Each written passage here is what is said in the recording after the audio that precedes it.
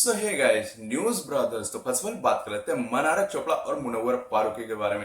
होता क्या है कि मनारा चोपड़ा कहीं पे बैठी हुई होती हैं, वहां से अभिषेक गुजरते हैं तो अभिषेक को बोलते हैं कि कुछ सुनाते हुए जाइए, कुछ शायरी वगैरह। लेकिन बोलते हैं कि अब मैं नहीं सुना सकता, मुनव्वर है, मुनव्वर आपको शायरी सुना देंगे। जब मुनव्वर के बारे में कुछ रॉन्ग बोलने लग जाते हैं, जबकि मुनव्वर फारूकी वहीं साइड में बैठे हुए होते हैं और वो मनारा चोपड़ा देख ही नहीं रहती कि मुनव्वर यहाँ पे बैठे हुए हैं। तो होता क्या है कि मुनव्वर फारूकी बोलते हैं कि आपने देखा नहीं, इसके लिए आपने मेरे बारे में रॉन्ग रॉन्ग बातें बोली हैं।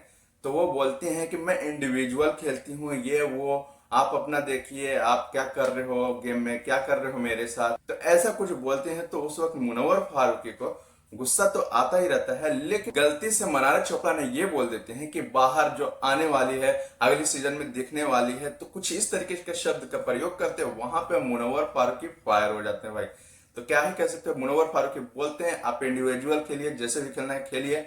लेकिन वहां पे जब मुनव्वर फारूकी पहुंचते तो सामान हटाने के चक्कर में उनका हाथ कांच से कट जाता है और गुस्सा बहुत ही ज्यादा आ जाते हैं कि आप बाहर के लोगों के बारे में नहीं बोल सकते हैं मेरे रिलेटेड, क्योंकि वो जब आएंगे तो आएंगे ही, अगली सीजन जब आना होगा, नहीं आना होगा तो कोई नहीं कह सकते कि वो आएंगे ही नहीं। बहुत ज्यादा मुनव्वर फारूकी भड़क जाते हैं, बोलते हैं कि आप हमको मत सिखाइए मैं किस तरीके से गेम खेलती हूँ। और फिर वहीं पे पहुंच जाते हैं आयशा खान को भी बहुत ही ज्यादा सुना देती हैं। मनारा चोपड़ा बोलते हैं कि आप अपना देखिए, जो रोएगा वो खेलेगा, जो खेलेगा वो रोएगा, कुछ इस तरीके का शब्द का प्रयोग करती है। यानी कह सकते हो मनारा चोपड़ा बहुत ही गलत तरीके से पोक किया है इन दोनों को। कह सकते हैं कि आगे आने वाले समय में बहुत ही ज्यादा गलत हो सकता है मनारा चोपड़ा के साथ, क्योंकि वो जिस तरीके से गेम खेलेगी उस तरीके से उनको परफॉर्मेंस देखने को मिल सकता है। लेकिन बातों बातों में मुनव्वर फारूकी से झगड़े खत्म होते हैं, फिर चले आते हैं उस झगड़े को लेकर यूकेजी सन राइडर के सामने। मनारा चोपड़ा जब यूकेजी सन राइडर की तरफ बात पलटते हैं तो बोलते हैं कि इनके फॉलोअर बहुत ज्यादा हैं, इनको कोई नहीं निकाल सकता है। मतलब इधर उधर की खूब बातें करने लग जाते हैं। इसके लिए यूकेजी सन राइडर भी उस झगड़े में इन्वॉल्व हो जाते हैं। बोलते हैं आप ऐसा नहीं बोल सकते हो, मेरे फॉलोअर के बारे में, मेरे लोगों के बारे में आप ऐसा नहीं बोल सकते हो। तो भाई क्या ही कह सकते हो, मनारा चोपड़ा मतलब एक झगड़े में 3-4 लोगों को सलूटने की कोशिश किया है।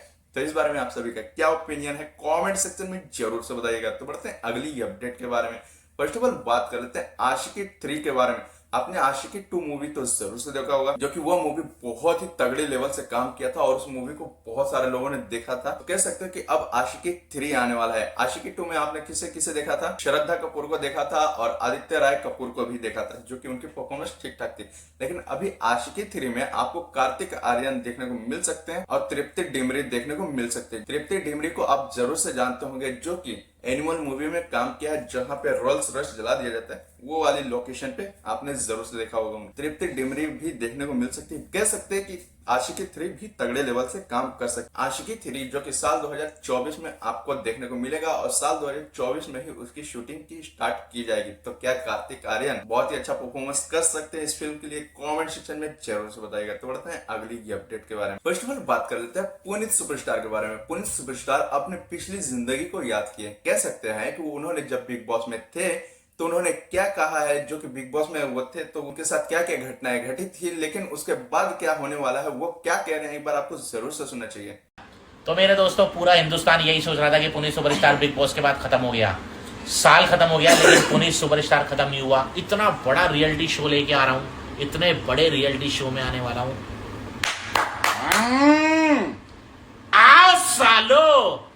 तो भाई क्या ही कह सकते हो, जरूरी नहीं कि वहीं तक एंड हो जाता है, वो कुछ नया स्टार्ट कर रहे हैं तो हो सकता है कुछ नया देखने को मिल सकता है। तो इस बारे में आप सभी का क्या ओपिनियन है कमेंट सेक्शन में जरूर से बताइएगा। तो बढ़ते हैं अगली अपडेट के बारे में। तो फर्स्ट ऑफ ऑल बात कर लेते हैं मुनव्वर फारूकी और एल्विश यादव के बारे में, क्योंकि इस वक्त ट्विटर पर बहुत ही ज्यादा ट्रेंड कर रहा है ड्रग्स एडिक्टेड एल्विश यादव, जो कि इस वक्त ट्विटर पे 3 नंबर पे ट्रेंड कर रहा है। ऐसा क्यों ट्रेंड कर रहा है? होता क्या है कि मुनव्वर फारूकी का बेटा एल्विश यादव कुछ इस तरीके से भी देखने को मिल रहा है। कुछ चीजें ऐसी भी हैं जो बहुत ही अलग चीजें से प्रेजेंट कर रही है। जैसे कि कह सकते हो कि मुनव्वर फारूकी के लिए क्या उन्होंने मैसेज लिखा है वो भी देख सकते हो, जो कि इस वक्त ये सब सारी चीजें ट्रेंड कर रही है। यानी कि किसी का शकल किसी पे एआई के द्वारा चिपका के ये चीजें ट्रेंड भी करा दे रहे हैं, जो कि इस पे अगर मैसेज की बात की जाए, इसको ट्रेंड कराने अगर बोला जाए तो 2.5 लाख से भी ज्यादा लोगों ने मैसेज किया, जो कि ये इस वक्त ट्रेंड करने को मिल रहा है। तो इस वजह से हो रहा है कि क्योंकि अभी कुछ समय पहले आपने जरूर से देखा होगा कि एल्विश यादव, जो कि एक मतलब सांप वगैरह का मतलब तस्करी वगैरह का ऐसा कुछ सीन देखने को मिला था, सुनने को मिला था,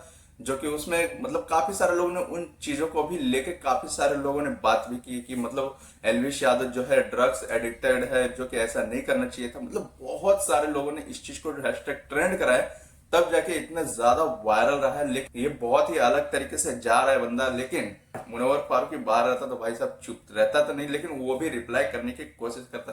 तो इस बारे में आप सभी का क्या कहना है, क्या ओपिनियन है, कमेंट सेक्शन में जरूर से बताइएगा। तो बढ़ते हैं अगली अपडेट के बारे में। फर्स्ट ऑफ ऑल बात कर लेते हैं सालार मूवी के बारे में। होता क्या है कि एक बंदा बिल्कुल भी थिएटर जाता है, लेकिन वहां पे जाने के बाद उसको टिकट नहीं मिलती। होता क्या है कि 9 बजे से पहले यानी कि सालार मूवी की टिकट कहीं भी देखने को नहीं मिल रहा था, जबकि वो बंदा बहुत ज्यादा खोजने गया था लेकिन वो नहीं मिला। तो उन्होंने इस बारे में क्या कहा आपको जरूर से सुनना चाहिए।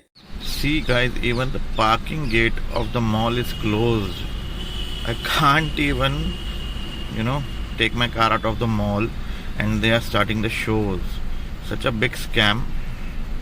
I have to go out and open that door to take my car out of the mall. और वे लिखते हैं कि सालार बॉक्स ऑफिस स्कैम। तो भाई क्या ही कह सकते हो। तो इस बारे में आप सभी का क्या कहना है, कमेंट सेक्शन में जरूर से बताइएगा। तो बढ़ते हैं अगली अपडेट के बारे में। फर्स्ट ऑफ ऑल बात कर लेते हैं बजरंग पुनिया के बारे में। बजरंग पुनिया का न्यूज जो कि मैंने पहले भी कवर कर रखा है, जो कि उन्होंने पद्मश्री अवार्ड जो कि बिल्कुल भी मोदी जी को लौटा रहे हैं, उन्होंने खत भी लिखा है। वहीं पे ना विनेश फोगाट जो कि अपना खेल रत्न और अर्जुन पुरस्कार जो कि वो मोदी जी के लिए उन्होंने भी चिट्ठी लिखती हैं और उसमें वो दोनों रत्न रख देते हैं, वापस करने की कोशिश करते हैं। तो भाई कह सकते हो कि जो बजरंग पुनिया कह सकते हैं या फिर विनेश फोगाट और भी एक दो लोग हैं जो कि ये लोग नहीं चाहते कि उनके हिसाब के बाहर गेम हो। इसकी वजह से वो ये नहीं चाहते हैं कि वो ये चीज रत्न रख सकते। तो भाई इस बारे में आप सभी का क्या कहना है, कमेंट सेक्शन में जरूर से बताइएगा। तो बढ़ते हैं अगली अपडेट के बारे में। आप सभी को पता होगा कि इस वक्त हमारा चैनल नया है और काफी सारे लोग वीडियो देखते हैं लेकिन सब्सक्राइब नहीं करते। तो वीडियो को लाइक एंड चैनल को सब्सक्राइब जरूर से कर लिया कीजिए। वीडियो बनाने में थोड़े मेहनत लगते हैं, यानी कि न्यूज कवर करना इतना सारा